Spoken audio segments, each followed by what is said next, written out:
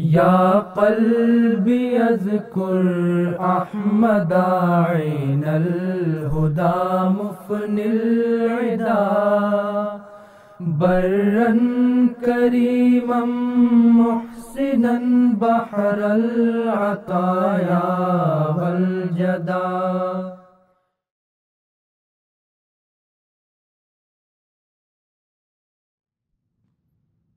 Assalamualaikum warahmatullahi wabarakatuh. Para pemirsa sekalian, apa tujuan kita melakukan puasa? Ya, tujuannya adalah supaya kita menjadi orang yang bertakwa. Allah Ta'ala telah menjelaskan hal tersebut, la'allakum tattaqun, supaya kalian menjadi orang yang bertakwa. Lantas, apa yang dimaksud dengan takwa?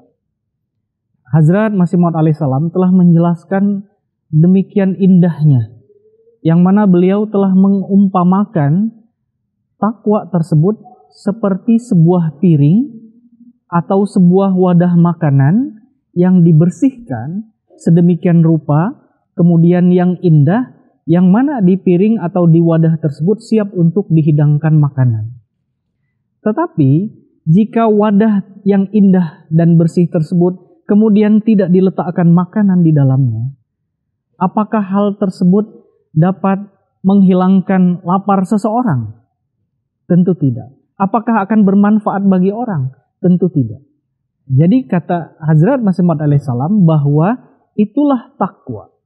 Jadi takwa itu adalah pertama kita membersihkan piring hawa nafsu dan kemudian mengisinya dengan makanan-makanan yang berupa kebaikan.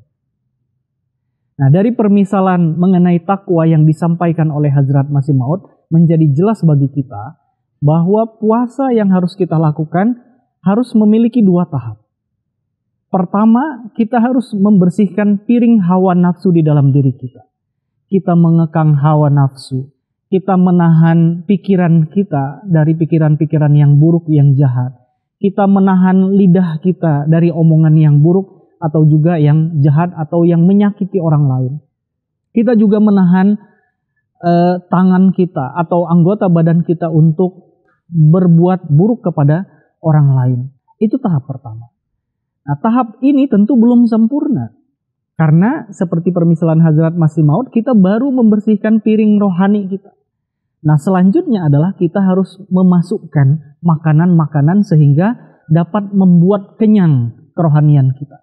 Apa itu membuat kenyang hal tersebut?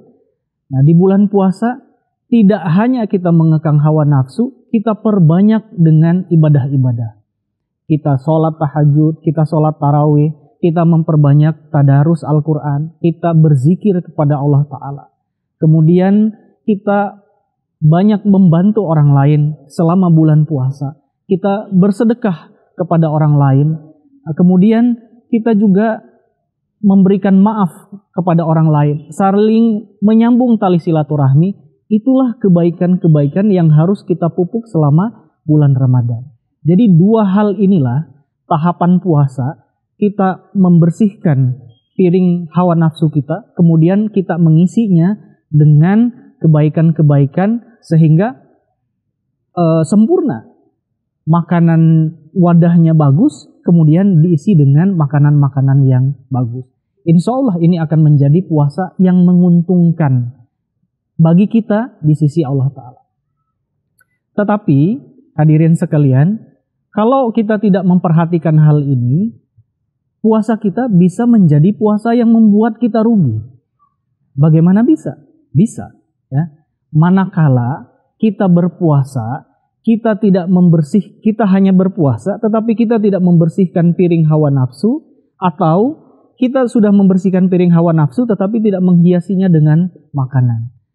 Rasulullah SAW telah mewanti-wanti hal tersebut, bahwa beliau bersabda, barang siapa yang berpuasa, tetapi mereka tidak meninggalkan perkataan bohong, maka kami tidak butuh lapar dan hausnya.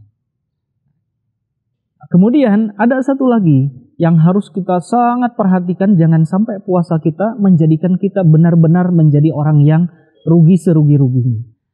Suatu ketika Rasulullah Shallallahu Alaihi Wasallam bertanya kepada para sahabat, tahukah kalian apa itu muflis atau orang yang bangkrut? Para sahabat menjawab bahwa orang yang bangkrut itu adalah orang yang tidak memiliki harta atau dirham. Rasulullah Shallallahu Alaihi Wasallam menjawab bahwa yang dikatakan sebagai muflis atau yang dikatakan sebagai bangkrut itu bukan itu.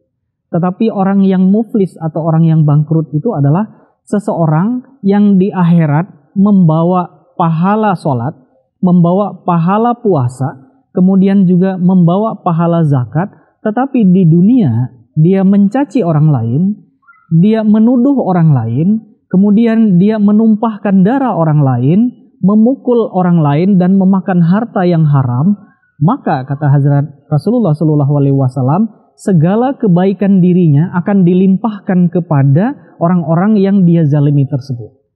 Nah, ketika kebaikan tersebut sudah habis, sebaliknya keburukan orang yang dizalimi itu akan dibebankan kepada dia. Jadi ini gambaran betapa bahwa orang yang memiliki pahala sholat, puasa, dan zakat bisa menjadikan kita bangkrut ketika kita masih melakukan keburukan-keburukan. Jadi para pemirsa sekalian, kita sudah capek-capek melakukan puasa, tetapi kita melakukan keburukan ataupun maksiat, rugi dong kita. Jadi mudah-mudahan para pemirsa sekalian, dengan puasa ini menjadikan kita puasa yang bermanfaat, bukan puasa yang merugi atau membuat kita bangkrut secara rohani. Assalamualaikum warahmatullahi wabarakatuh.